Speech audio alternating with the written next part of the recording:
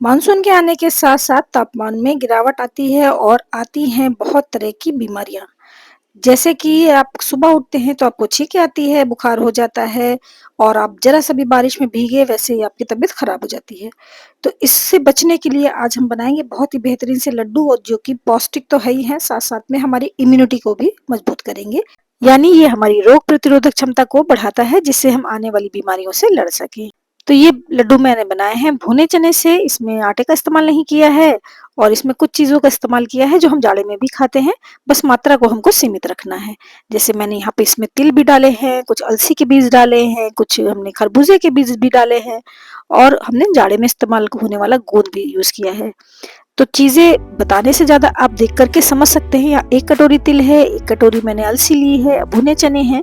तो भुने चने की क्वांटिटी हमको ज़्यादा लेनी है, बाकी हम सीमित रख सकते हैं। तो सफ़ेद तिल और अलसी को हमने ड्राई रोस्ट किया है, जब तक उसमें चट-चट की आवाज़ आती है, बहुत अच्छे से वो पॉप हो जाते हैं तब तक।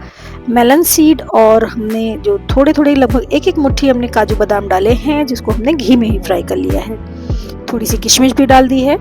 चीज़ें आप अपने अकॉर्डिंग डाल सकते हैं या ड्राई फ्रूट आपके पास जो भी अवेलेबल है थोड़ा-थोड़ा मात्रा उसकी डाल सकते हैं। घी में ही मैंने मखानों को भी रोस्ट कर लिया है क्रिस्प होने तक और इसको भी रखते हैं। ये जो गोंद है इनको हम पहले पीस लेंगे, तो मैंने गोंद को ऐसे ही ग्राइंडर में डालकर इसका पाउडर बना लिया है। अब जितनी तिल, तीसी और मखाना ये सब ठंडा हो गया, इसको हमको ग्राइंडर में डाल के पीस लेना है दरदरा सा। बहुत बारीक नहीं करेंगे, थोड़ा सा दरदरा ही रहना चाहिए। अब इस पाउडर को हम एक बड़े से बर्तन में डाल देंगे और साथ में पीसेंगे चने। चने के छिलके आप चाहें तो अलग भी कर सकते हैं या पीसने के बाद इसको छान भी सकते हैं। अब 2 से 3 चम्मच घी में हम पहले 1 कटोरी चने का पाउडर डालेंगे और साथ में डालेंगे गोंद जो हमने पीस के रखा था। दोनों को बहुत अच्छे से हमको भून लेना है। गोंद हमारा अच्छे तरह से भुन जाना चाहिए। फिर बाकी का पाउडर और 2 चम्मच घी और डाल करके हमने इसको अच्छे से भून लिया है। चना भुना ही हुआ है तो हमको बहुत ज्यादा नहीं भूनना है, लेकिन धीरे-धीरे फ्लेम पर, स्लो फ्लेम पर हम इसको कलर चेंज होने और अच्छी सी महक आने तक भून लेंगे।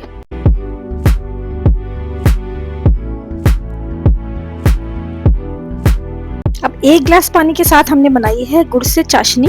तो यहाँ मैं गुड़ का इस्तेमाल कर रही हूँ, आप चाहें तो चीनी का, देसी खांड का या फिर मिश्री का भी इस्तेमाल कर सकते हैं। सारे ड्राई नट्स को हमने रफली चॉप कर लिया है, क्योंकि इसको मिक्सी में पीसेंगे तो ये पाउडर हो जाएगा।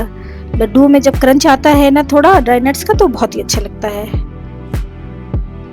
फ्लेवर के लिए मैंने इसमें 1 चम्मच इलायची का पाउडर भी मिलाया है।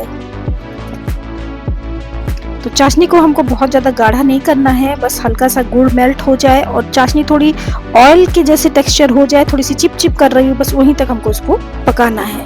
अब इसको छानते हुए हम डालेंगे, क्योंकि हमने गुड़ का इस्तेमाल किया है तो हो सकता है गुड़ में कोई इम्प्योरिटी हो, तो इसको हम मिलाएंगे और थोड़ा थोड़ा डालते हुए मिलाते हुए हम डालेंगे।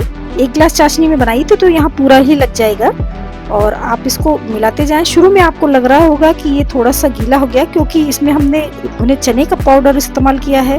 अगर आटा होता तो आपको ये भी नहीं लगता, लेकिन भुना चना है तो थोड़ा सा पहले ही आपको गीला सा टेक्सचर देगा, लेकिन जैसे जैसे ये गुड़ ठंडा होगा ये मिक्सचर अपने आप टाइट हो जाएगा और लड्डू बनाने के लिए सफिशिएंट रहेगा।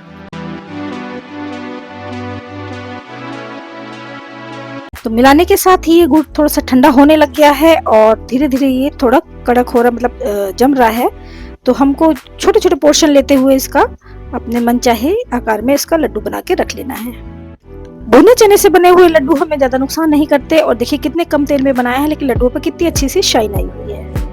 ये लड्डू हम 1 से 2 डेली खा सकते हैं और बच्चों को आप देंगे जब भी वो आते हैं स्कूल से, या टिफिन में भी आप इसको दे सकते हैं। ये बहुत ही हेल्दी लड्डू है, हमने इसमें किसी मसाले का प्रयोग नहीं किया है, इसलिए हम इसको गर्मी में भरपूर खा सकते हैं। तो इस तरह के लड्डू हम सीजन जब चेंज होते हैं ना तो बना के रख सकते हैं, जिससे हमारे बच्चों की इम्यूनिटी हमेशा मजबूत रहे। अब एयर टाइट कंटेनर में रख के हम इसको 1 महीना बड़े आराम से खा सकते हैं। अगर आप फ्रिज में रखते हैं तो आप 2 से 3 महीने तक इसको खा सकते हैं। इसके स्वाद में कोई अंतर नहीं आता।